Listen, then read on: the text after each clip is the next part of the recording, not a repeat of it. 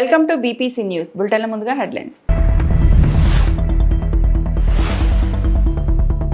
Montha తుఫాను ప్రభావంపై RTGS అధికారులతో CM Chandrababu సమీక్ష.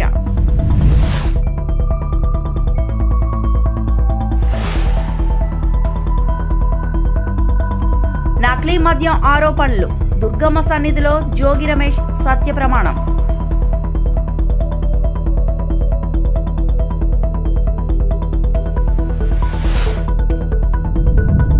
శ్రీకాళహస్తీశ్వర ఆలయంలో కార్తీక తొలి సోమవారం మృత్యుంజయ స్వామికి విశేష అభిషేకాలు. మొందా తుఫానుపై ఆర్టీజీఎస్ అధికారులతో ముఖ్యమంత్రి చంద్రబాబు సమీక్ష. కాకినాడ నుండి ప్రస్తుతం 680 కిలోమీటర్ల దూరంలో ఉన్న మొందా తుఫాను 16 కిలోమీటర్ల వేగంతో తీరాన్ని సమీపిస్తుంది. నేడు మరియు రేపు కృష్ణా జిల్లాలో భారీ నుండి అతి భారీ వర్షాలు పడే అవకాశం ఉందని సూచన.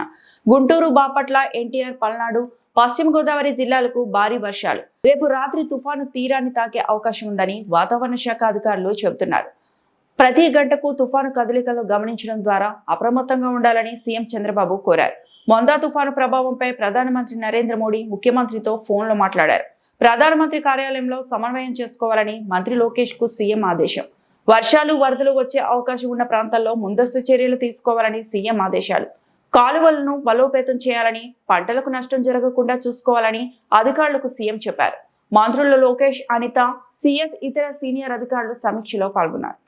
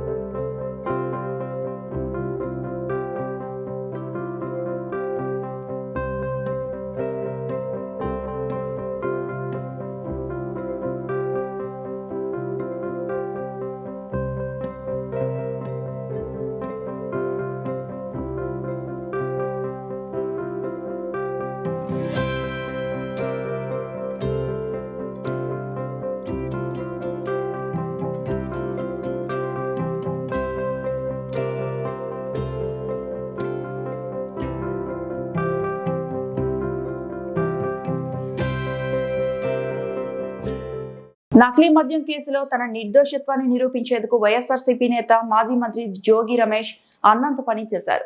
విజయవాడ కనకదుర్గమ్మ అమ్మవారి ఎదుట సత్య ప్రమాణం చేశారు. సోమవారం తన కుటుంబ సభ్యులతో కలిసి గుడికి చేరుకున్న ఆయన ఘాట్ రోడ్ ఎంట్రన్స్ వద్ద చేతిలో దివ్వెను వెలిగించుకొని ఈ వ్యవహారంలో తనకి సంబంధం లేదని అన్నారు.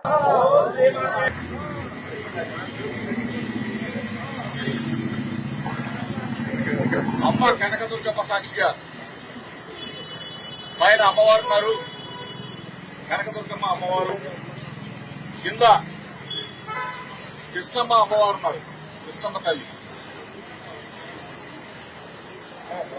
కనకదుర్గమ్మ అమ్మవారి సాక్షిగా, కృష్ణమ్మ తల్లి సాక్షిగా నిబద్ధతతో, నిజాయితీతో, నిండు మనసుతో అమ్మవారిని వేడుకున్నాను.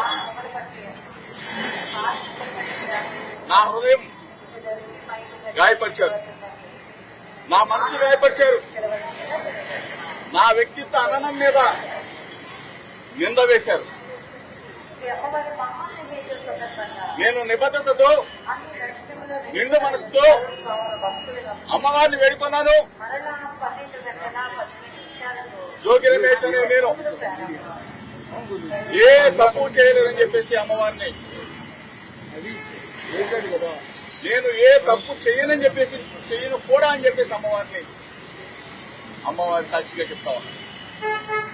నా మీద నింద వేసినా, నా వ్యక్తిత్వ అననాన్ని, నా హృదయాన్ని గాయపరచడం వ్యక్తులని అమ్మవారు మంచి బుద్ధి వాళ్ళకు ప్రసాదించాలని, వాళ్ళు ఎప్పుడు కూడా చెడు ప్రవర్తనతో మంచి మనసున్న జోగి రమేష్ నాలాంటి వాళ్ళ మీద బురద వేయకూడదని చెప్పేసి అమ్మవారు వాళ్ళకు మంచి బుద్ధి తుఫాన్ అని చెప్పేసి నేను అమ్మవారిని అడుగుతున్నాను. గత 10 రోజులుగా చెప్తా ఉన్నా, మీడియా మిత్రుల సాక్షిగా చెప్తా ఉన్నా, రాష్ట్ర ప్రజలందరికీ చెప్తా ఉన్నా, జోగి రమేష్ అని నేను ఎప్పుడు ఏ తప్పు చేయలేదు చేయనని చెప్పేసి నేను గౌరవ ముఖ్యమంత్రి చంద్రబాబు నాయుడు అడిగా, గౌరవ ముఖ్యమంత్రి కొడుకు నారా లోకేష్ అడిగా, వేడుకొండల సాక్షిగా తిరుమల రమ్మని అడిగా, అమ్మ కనకదుర్గమ్మని అడిగా, లేదు కాడుతూ కూడా అంటే మీ ఇంటికి వస్తానని చెప్పా, లేదు అంటే లైట్ డిటెక్టర్ టెస్ట్ కి రెడీ అని చెప్పేసా, లేదు అంటే నార్కో ఎనాలిసిస్ టెస్ట్ కి రెడీ అని చెప్పేసా. ఈ రోజు దేనికి కూడా స్పందన లేని ఈ ముఖ్యమంత్రి కొడుకు మీరు చూశారు. వీళ్లే కాదు, ఈ శాఖ మంత్రి వచ్చినా, ఏది ఎక్సైజ్ శాఖ మంత్రి వచ్చినా, సిట్ అధికారులు వచ్చినా ప్రమాణం చేయడానికి జోగి రమేష్ ఎప్పుడైనా సిద్ధంగా ఉన్నాడు అని చెప్పేసి అమ్మవారి సాక్షిగా ఏ తప్పు చేయని జోగి రమేష్ ని నిందన పాలు చేశారు. మీరే వచ్చి అమ్మవారి సాక్షిగా జోగి రమేష్ మీద మేము తప్పుడు మాటలు మాట్లాడామని చెప్పమని చెప్పేసి మీడియా మిత్రుల సాక్షిగా అడుగుతా ఉన్నా. నేను అమ్మవారి ఎదుట ప్రమాణం చేసి మీడియా మిత్రుల సాక్షిగా రాష్ట్ర ప్రజలందరికీ కూడా నేను జోగి రమేష్ నిబద్ధత, విలువలు, విశ్వసనీయత, నా హృదయాన్ని గాయపరిచిన వ్యక్తులని అమ్మవారు వారికి మొట్టికాయలు వేసి వారికి ఇటువంటి తప్పుడు ప్రచారాలు చేయొద్దని చెప్పేసి మీడియా మిత్రుల ద్వారా విజ్ఞప్తి చేస్తూ మీ అందరూ కూడా నా భావాన్ని, నా హృదయాన్ని ఒక్కసారి రాష్ట్ర ప్రజలకి తెలియజెప్పాలని చెప్పేసి. దక్షిణ కాశీగా ప్రముఖ పుణ్యక్షేత్రం శ్రీకాళహస్తీశ్వర దేవస్థాన ఆలయంలో కార్తీక మాసం సందర్భంగా తొలి సోమవారం రోజున ఆలయంలో మృత్యుంజయ స్వామికి విశేషంగా అభిషేకాలు నిర్వహించారు. ముందుగా పాలు, పెరుగు, తేనె, చందనంతో అభిషేకం చేశారు. ఆపై స్వామివారిని చక్కగా గజమాలతో సుందరంగా అలంకరించి అర్చకులు పూజా కార్యక్రమాలు నిర్వహించి స్వామివారికి హారతి సమర్పించారు. అనంతరం శ్రీకాళహస్తీశ్వర ఆలయంలో సోమవారం సందర్భంగా ఆవరణలో మహిళలు భక్తి శ్రద్ధలతో శివకేశవులకు నేతి దీపాలు వెలిగించి శివపురాణం పఠించారు. విశేషంగా భక్తులు స్వామి అమ్మవారిని దర్శించుకున్నారు.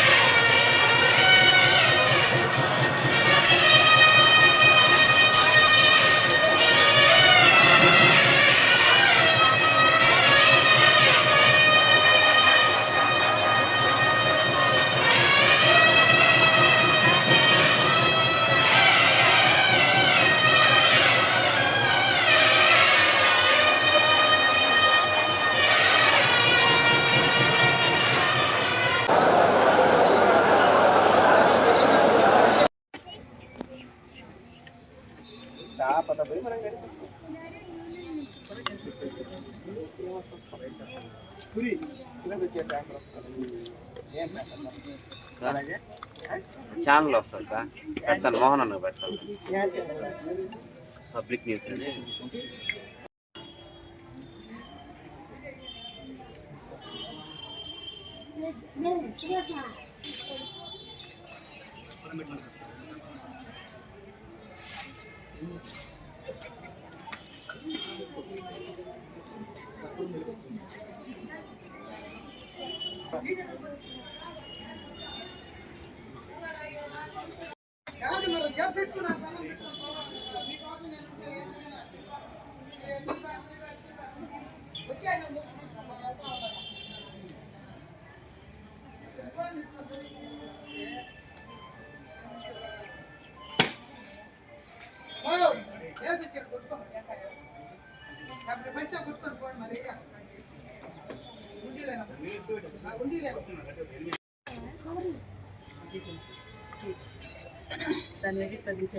బాలాజీ తెలిపిస్తే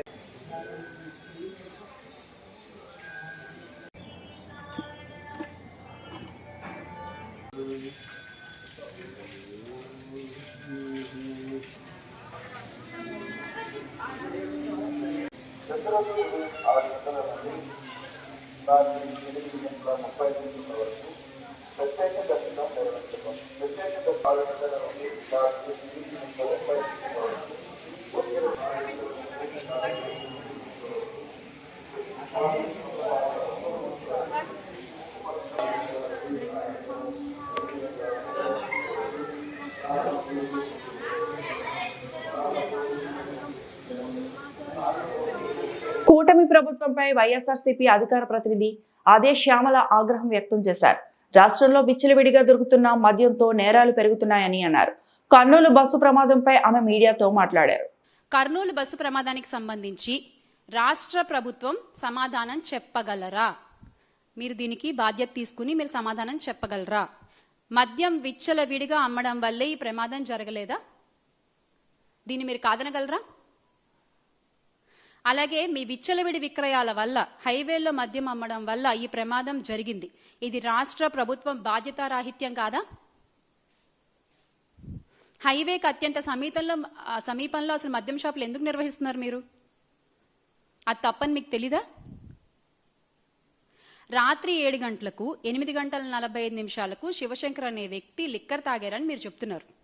ఆ సమయంలో తాగితే తెల్లవారుజామున 3 గంటలకు బస్సు ప్రమాదం జరిగింది. ప్రభుత్వ వాదన పేలవంగా ఉంది కదా, ఈ విషయం మీకు అర్థం కావట్లేదా? మీరు చెప్పేటువంటి వాదన ఏదైతే ఉందో, మీరు చేసేటువంటి వాదన అది ఎంత పేలవంగా ఉంది. అది దొరికిపోతున్నారు కదా మీరే అక్కడ. లక్ష్మీపురంలో బెల్ట్ షాప్ నిర్వహిస్తున్న మాట వాస్తవం కాదా? బెల్ట్ షాప్ నిర్వహిస్తున్న వ్యక్తి తన ఇంటి సీసీ కెమెరా కూడా పెట్టారు. మరి ఎందుకు మీరు ఆ ఫుటేజ్ బయట పెట్టట్లేదు? ఎందుకు ఆ వ్యక్తిని మీరు విచారించట్లేదు? అంటే ఈ నిజాలు బయటకు వస్తే మీ లోసుకులు బయటపడతాయనా? మీ తప్పు బయటపడుతుందనా? లక్ష్మీపురంలో ఉన్నది 1 కాదు 2 కాదు, ఏకంగా 3 బెల్ట్ షాపులు ఉన్నాయి. ఇది నిజం కాదా? దీన్ని మీరు కాదనగలరా? రాష్ట్రంలో ములకల చెరువులో నకిలీ మద్యం ఘటన బయటపడిన తర్వాత హడావిడిగా మీరు క్యూఆర్ కోడ్ అనే దాన్ని తీసుకొచ్చారు. కానీ మీరు విడుదల చేసిన క్యూఆర్ కోడ్ని చెకింగ్ చేసినట్టుగా మనకెక్కడ కూడా వీడియోలో కనిపించలేదు. ఆ క్యూఆర్ కోడ్ని చెక్ చేస్తున్నట్లుగా ఎక్కడ రిలీజ్ చేసిన వీడియోలో ఎక్కడ కనిపించట్లేదు. అంటే మీరు ఓన్లీ ఆర్డర్లు మాత్రమే ఇస్తారు. అవి అమలవుతున్నాయి సరిగ్గా అని మీ ఎల్లో మీడియాలో రాసేస్తారు, అబద్ధ ప్రచారాలు చేసేస్తారు. అది నిజం అని చెప్పి ప్రజలు నమ్మేయాలి, అంతేనా? లిక్కర్ షాపులు నిర్వహించేది టీడీపీ వాళ్లే, బెల్ట్ షాపులు పెట్టి అమ్మేది టీడీపీ వాళ్లే. అలాంటప్పుడు ఎవరు క్యూఆర్ కోడ్ను స్కాన్ చేస్తారు? మీకు దమ్ముంటే ఆన్సర్ చేయండి క్వశ్చన్. ఎవరు క్యూఆర్ కోడ్ని స్కాన్ చేస్తారు? ఎవరు నిజాన్ని బయటపెడతారు? రాష్ట్ర వ్యాప్తంగా ఈ రోజున 1 కాదు 2 కాదు 1,50,000కు పైగా బెల్ట్ షాపులు అనధికారికంగా నడుస్తున్నాయి. టు బి ప్రిసైజ్, ఇంకా చెప్పాలంటే 1,65,000 సంథింగ్ కదన్నా, 1,65,000 అనధికారికంగా నడుస్తున్నాయి. ఈ నకిలీ మద్యాన్ని మీరు ప్రజలకు అమ్మి మీరు డబ్బులు బాగానే చేసుకుంటున్నారు, కానీ పోయేది ప్రజల ప్రాణాలు కదా. వాటి గురించి ఎవరు మాట్లాడతారు? ఎవరు మాట్లాడరు. వ్యవస్థీకృతంగా జరుగుతున్నటువంటి ఈ క్రైమ్ ఏదైతే ఉందో, ఈ ఆర్గనైజ్డ్ క్రైమ్కి పూర్తి బాధ్యత కూటమి ప్రభుత్వం వహించాల్సిందే. మీరు తప్పించుకోవాలన్నా తప్పించుకోలేరు, తప్పించుకోనివ్వం. బంగాళాఖాతంలో ఏర్పడిన మోందా తుఫాను ప్రభావిత ప్రాంతాల్లో రాష్ట్ర కార్మిక శాఖ మంత్రి వాసంశెట్టి సుభాష్ సోమవారం సందర్శించారు.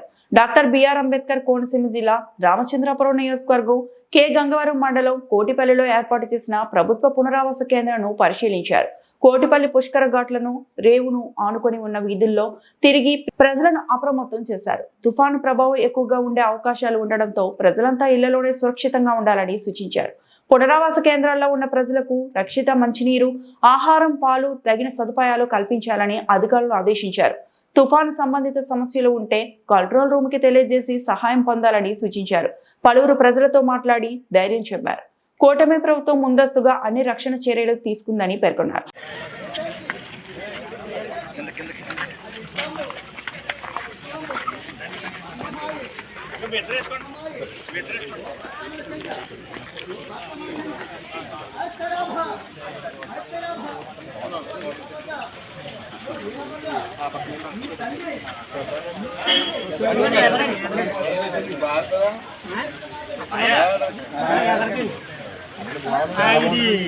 పారిశుద్ధ్యం అలా పోలేదండి, చాలా దారుణంగా ఉంది.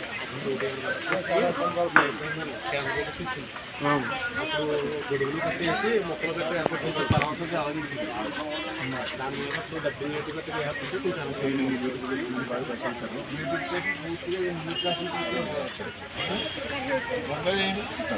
ఇది మొత్తం శుభ్రం చేసి దీన్ని ఎక్స్టెన్షన్ అనుకోవడం తీసుకెళ్తారా?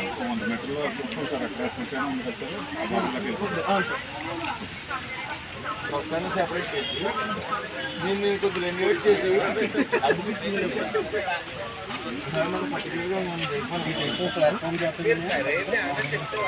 ఈ వార్తలు ఇంతటితో సమాప్తం.